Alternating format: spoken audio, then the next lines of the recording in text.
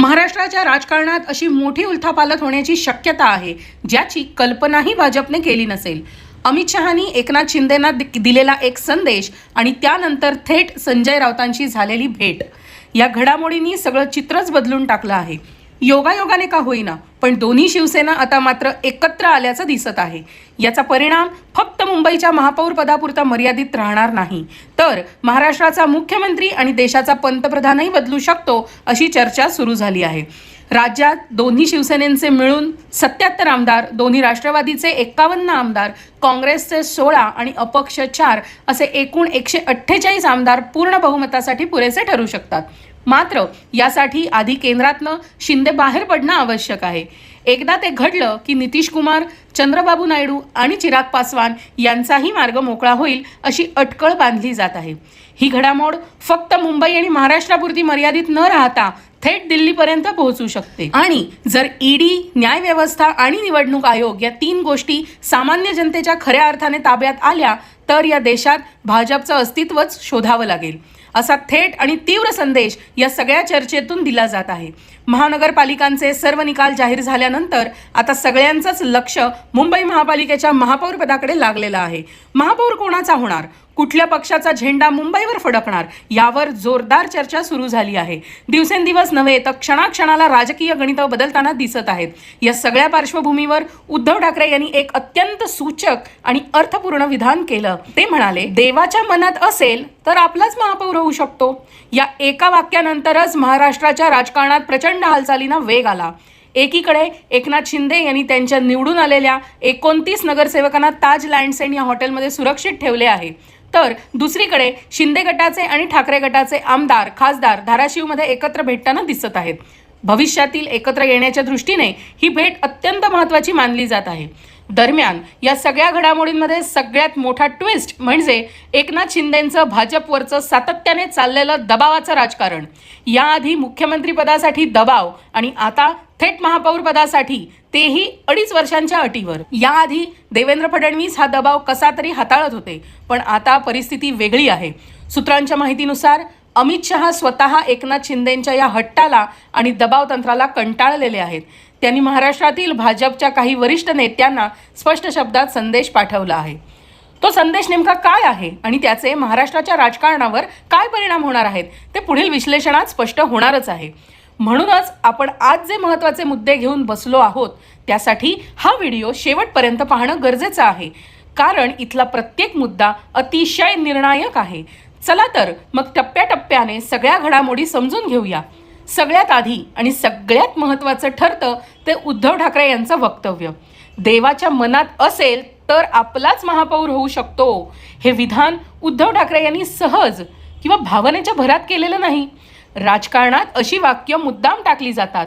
अशा विधानांमुळे समोरच्या गटात अस्वस्थता निर्माण होते, संशयाचं वातावरण तयार होतं आणि चलबिचल सुरू होते. अपेक्षेप्रमाणे ती चलबिचल लगेच सुरू झालेली आपण पाहतोय. त्याचाच परिणाम म्हणून एकनाथ शिंदे यांनी त्यांच्या सगळ्या नगरसेवकांना पंचतारांकित, अगदी सप्ततारांकित हॉटेलमध्ये हलवलेलं आहे. उद्देश एकच, कोणीही त्यांना फोडू नये, कोणीही त्यांना संपर्क साधू नये आणि कोणीही पक्ष सोडून जाऊ नये. त्यामुळे उद्धव ठाकरे यांचं ते विधान किती सूचक आणि नेमकं होतं हे स्पष्ट होतंय. दुसरा महत्त्वाचा मुद्दा म्हणजे शिंदे गटाचे एकूण 29 नगरसेवक हॉटेलमध्ये का ठेवले आहेत, याचं कारणही आता उघड होत चाललं आहे. कारण काही नगरसेवक ठाकरे गटाच्या संपर्कात असल्याचं उघडपणे सांगितलं जात आहे. संजय राऊत यांनी थेट दावा केला की 10 ते 12 नगरसेवक आमच्या संपर्कात आहेत आणि योग्य वेळ आली की संपूर्ण चित्र जनतेसमोर स्पष्ट होईल. या वक्तव्यामुळेच धास्तावलेल्या एकनाथ शिंदे यांनी आपल्या सगळ्या नगरसेवकांना अक्षरशः हॉटेलमध्ये डांबून ठेवला आहे, अशी परिस्थिती सध्या निर्माण झाली आहे. दरम्यान राजकीय गणितं अनेक प्रकारे जुळत असतात. निवडणुकीच्या काळात एक चर्चा सातत्याने होत होती, जर दोन्ही शिवसेना एकत्र आल्या तर काय होईल. आजही असा विचार करणारा एक मतदार वर्ग आहे. काही नेते आहेत, काही कार्यकर्ते आहेत, ज्यांना वाटतं की दोन्ही शिवसेना एकत्र याव्यात आणि एकच शिवसेना उभी राहावी. याच दृष्टीने सध्या जरी बारीक मर्यादित स्वरूपात का असेना, पण काही हालचाली सुरू झालेल्या आहेत. याच हालचाली महाराष्ट्राच्या राजकारणात पुढचा मोठा स्फोट घडवू शकतात. आणि जर या सगळ्या प्रक्रियेतलं पहिलं पाऊल बघायचं झालं तर धाराशिवमधल्या घडामोडी अत्यंत महत्त्वाच्या ठरतात. धाराशिवमध्ये उद्धव ठाकरे गटाचे एक खासदार आणि एक आमदार यांच्याशी गुप्त भेटी झालेल्या आहेत. या भेटी उघडपणे नाहीत तर पूर्णपणे पडद्यामागे झालेल्या आहेत.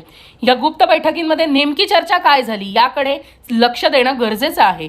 पहिला मुद्दा म्हणजे जर सध्याच्या महापौर पदासाठी दोन्ही शिवसेना एकत्र आल्या तर मुंबई महापालिकेत सत्ता आपल्याच हातात येऊ शकते. शिवसेनेचा महापौर बसवता येऊ शकतो. जरी थोडंफार संख्याबळ कमी पडलं तरी काँग्रेसची मदत घेऊन हे गणित पूर्ण करता येईल अशी चर्चा झाल्याचं समजतं. दुसरा आणि त्याहून मोठा मुद्दा म्हणजे पुढील जिल्हा परिषदांच्या निवडणुका. जर या निवडणुकांमध्ये भाजपला बाजूला ठेवायचं असेल, भाजपला थेट धडा शिकवायचा असेल तर दोन शिवसेना एकत्र येणं ही एक प्रभावी रणनीती ठरू शकते.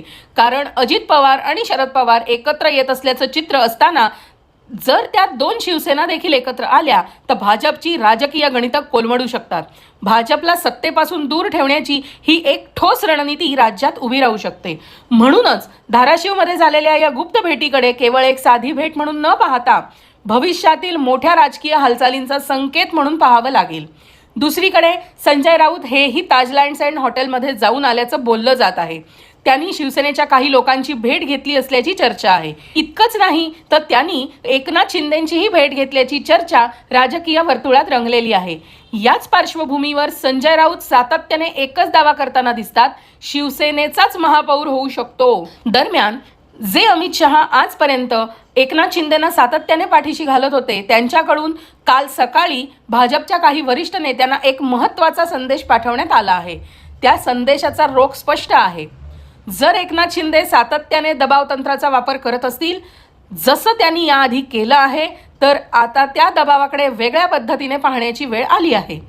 याच टप्प्यावर महाराष्ट्राच्या राजकारणात पुढचा मोठा वळणबिंदू तयार होताना दिसतो आहे. तर एकनाथ शिंदेंपर्यंत हा संदेश अगदी स्पष्ट शब्दात पोहोचवण्यात आला आहे. तुमची गरज आम्हालाही नाही आणि आमची गरज तुम्हालाही नाही. तुम्ही मोकळे, आम्हीही मोकळे. पुढचं जे राजकारण करायचं असेल ते दोघंही स्वतंत्रपणे करू शकतो. अशा स्वरूपाचा थेट आणि कडक मेसेज शिंदे गटापर्यंत पोहोचलेला आहे. याचाच परिणाम काल संध्याकाळपासून एकनाथ शिंदेंच्या बदललेल्या भाषेत स्पष्टपणे दिसतो आहे. आतापर्यंत फारसं न बोलणारे एकनाथ शिंदे काल अचानक माध्यमांसमोर आले आणि त्यांनी असं सांगितलं की महायुतीचाच महापौर होईल, याबाबत कोणतीही शंका नाही. तसंच नगरसेवकांना हॉटेलमध्ये ठेवण्याबाबत त्यांनी खुलासा करत म्हटलं की हे कोणतंही राजकीय दडपण किंवा भीतीपोटी केलेले नाही, तर नव्याने निवडून आलेल्या नगरसेवकांसाठी धोरणात्मक शिबिर आहे. महापालिकेचं कामकाज कसं असावं, जबाबदाऱ्या कशा पार पाडाव्यात हे समजावून सांगण्यासाठीचे हे शिबिर घेतलं जात आहे. अशी नरम आणि सावध भूमिका आता शिंदेंकडून घेतली जात आहे.